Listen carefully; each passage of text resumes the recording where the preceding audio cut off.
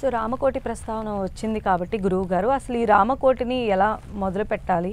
అది సమర్పించేటప్పుడు ఏమైనా నియమాలు ఉంటాయా? అంటే రాముల వారికి సంబంధించి ఏదైనా పూజా కార్యక్రమాలు ఏమైనా చేయాల్సింది?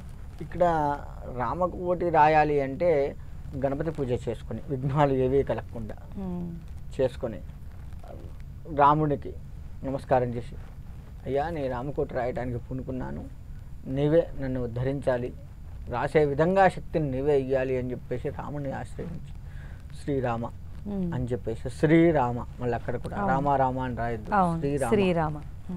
శ్రీ అంటే ఇందాక చెప్పాను నేను, అమ్మవారు సీతాదేవి, అమ్మవారి స్వరూపం శ్రీకారం. అలా శ్రీరామ అని చెప్పేసి మన రామకోటి రాసి మొత్తం కూడా పూర్తి అయిన తర్వాత నగర సంచారం చేసేవారు వెనకట.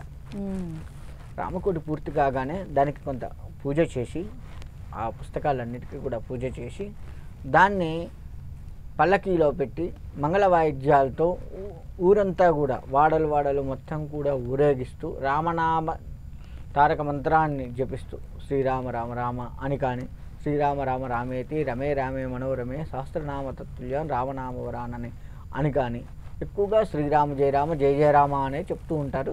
అలా ఏదైనా రామనామం రామనామమే. అలా రామనామం చెప్పుకుంటూ ఊరు మొత్తం కూడా ఆయా ఊరు మొత్తం ఎక్కడైతే రచించామో ఆ ఊరు మొత్తం కూడాను సంచరింపచేసి ఆ రామకోటిని మొత్తం కూడా, ఆ తర్వాత ఆ రామకోటి స్తూపాలు మనకి భద్రాచలంలో బాగా కనపడుతూ ఉంటాయి. ఆ స్తూపాల లోపల స్వామివారి ముందర పెట్టి ఆ స్తూపాల్లో వేసి భద్రపరుస్తూ ఉంటాం. ఈ విధంగా అటువంటి నియమాలు ఉన్నాయి.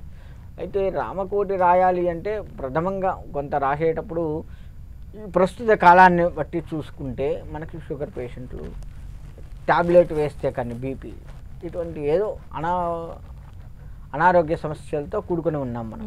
ఇటువంటి అనారోగ్య పరిస్థితులు ఉన్నటువంటి వారు ఆ రాముడికి ఏదైనా పండు పొలం ఏదో నైవేద్యం పెట్టి అది స్వీకరించి ప్రారంభించవచ్చు. అంటే శరీర ధర్మాన్ని కాపాడుకోవాలి, సాత్వికమైనటువంటి ఆహారం తీసుకొని రాస్తూ ఉండొచ్చు. దీనికి ఇంకా వేరే నియమాలు ఏం లేవు. నువ్వు ఎప్పుడైనా రాయొచ్చు, అర్ధరాత్రి అయినా సరే రాయొచ్చు.